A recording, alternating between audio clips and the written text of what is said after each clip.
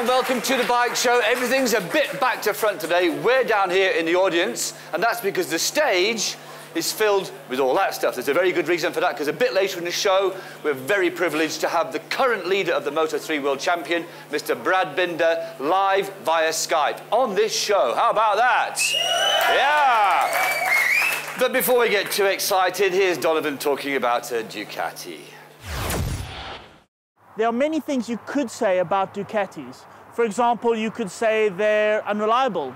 You could say they're too expensive. You could say they're uncomfortable, that they rattle. You could even say that they're not as fast as their peers. Now, most of this is sort of untrue, but you could say it.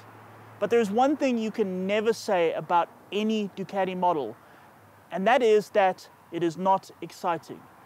Think about any Ducati model ever built and try and tell me that it is not exciting. You can't, can you? So when we take this, the new Hypermotard 939, you're automatically thinking, ooh, I bet that's exciting. Yeah, I'm sure you are. I mean, the fact that its genetics is based on a motocross bike must mean it is exciting. The fact that they took this motocross bike genetics and stuck a big superbike engine must mean that it is oozing excitement. Yeah, I'm sure you thought that. And the fact that they took this motocross bike with a big superbike engine and adapted it for road riding with the latest, greatest road riding technology means that it should tickle every single exciting bone in your body. Yeah, I bet you thought that. Well, I'm sorry to have to tell you, but you're right.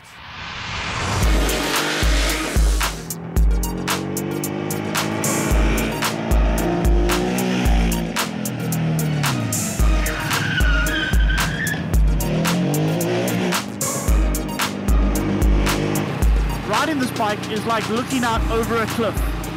Literally. I mean, you're sitting so far forward, you feel like you're sitting on the actual handlebars. And look at the onboard mic, I have to look down at it, exposing all 7 of my chins. The thing about that though, is that when I look up like this, like normal, I can't actually see any motorcycle in front of me. So I'm literally like, it's like I'm flying. Sort of like on the bow of a ship. I would do the Titanic pose, but that would be unprofessional and immature. I'm the king of the world!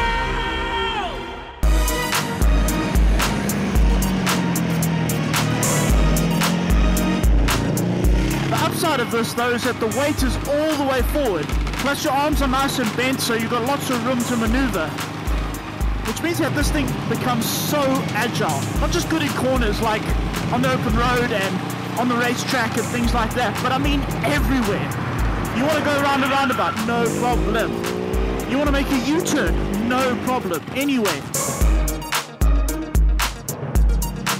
Of course, the handling is assisted by the Kayaba front forks and the Sachs rear shock that handle all the suspension.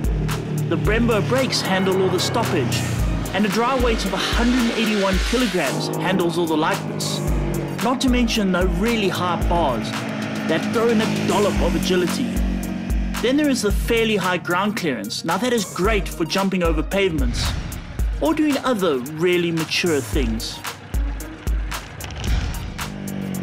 For the motor on the 939, the engineers concentrated on giving it a torquier feel to accompany the 113 horsepower, and the result is, well, 97.9 Newton meters. But more importantly, there is more torque in the mid-range, which is far more important on a bike like this. With all these changes, it does mean the bike is fast. Watch this. And it stops.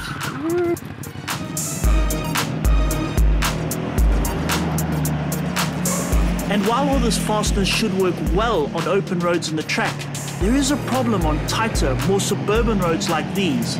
The sort of roads you'd use to ride to work every day. The motor certainly has more torque, and that is good, but it still feels very much like a superbike engine, meaning that most of the torque and power is still very high on the rev range, which means you have to ride it fast to access it, making low speed fun like this a little more difficult. This is a problem, but is it a deal breaker? In order to really enjoy this engine, you need to be riding it quite quickly. Now normally I always approve of that because quickly is good, but it's not always the wisest thing when there are children and cars and people who don't know how to drive and all of that. And in order to take advantage of all that torque, you need to be above 6,000 RPM, which is a lot. Yeah, it's still a hell of a lot of fun, but you know, like here, we're going 24 kilometers per hour. I want to open up. See there, it took a while for the actual engine to come in. So yeah, this bike does have a problem or two, but you know what, it's still not putting me off. It's not putting me off because every time I think of this Hypermotard, I don't know, I get that little feeling inside. Like if it's parked outside my house or it's parked outside my work, even better, I just keep thinking to myself, should I go for a ride? What do I need from the shops? Surely someone needs an errand run somewhere. I keep thinking I'd love to get on this thing and just take it for a ride. It's all I'm thinking about. This is still the most exciting bike Ducati makes. Yeah, I know you get Panigales and things that are faster, but in every circumstance that you can ride this bike, it will be exciting. And for that reason, it is still the most exciting bike Ducati makes.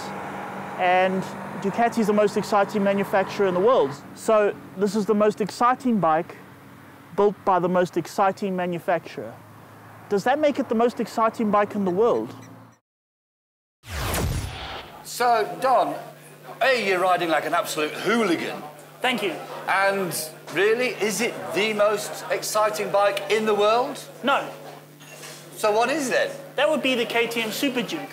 But there is a problem, because that bike is 100,000 Rand more expensive than this Hypermotard. And is it really in the same class? No, not really. But again, I'm saying the most exciting motorcycle ever, you know, available today. Is the KTM. That's everything, you know. It can include scooters if you like. But I mean, as you say, 100,000 Rand more than this. Yeah, it's 100,000. That's less exciting. And I mean, are you really going to use the KTM for anything different than you'd use this for? Not really. No. So, actually, this is the best bike ever made by the best manufacturer in the world. I hate it when you use logic like this, seriously. Let's just have a look at the specs. Now, you've given it 4 out of 5. Why not 5 then? Okay, yes, when you're on a more open road or on a track or something like that, yeah, it's brilliant. But when you're riding it to work and there's a bit of traffic or it's a bit tight or you can't go that quickly, that motor doesn't really handle that kind of thing. You know what I mean? Yeah, it doesn't have that instant. Well, look, we've all got bored of this one now because all we're really here for is to listen to Brad Binder. So come back after the break, and that's who we'll have live here on the show.